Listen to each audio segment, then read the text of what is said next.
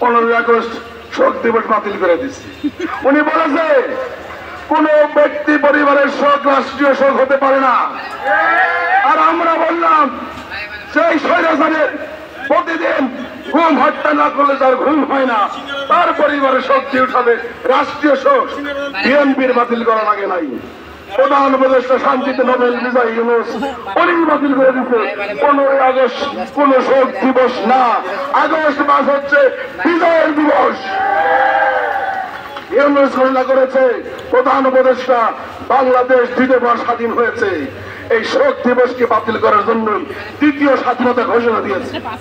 প্রিয় সাথী বন্ধুগণ, 5 তারিখের আগে এই কামারখন্দের সিরাজগঞ্জের যত আন্দোলন সংগ্রাম হয়েছে, অনেক লোক গুলিবিদ্ধ হয়েছে, অনেক লোক শহীদ হয়েছে।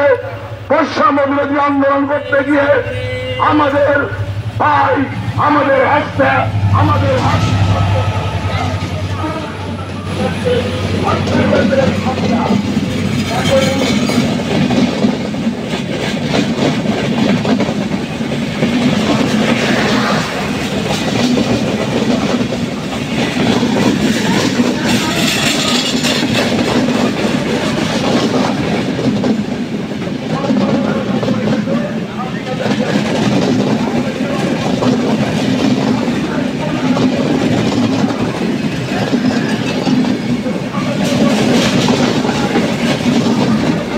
সেনাবাহিনীকে হত্যা করেছো তুমি।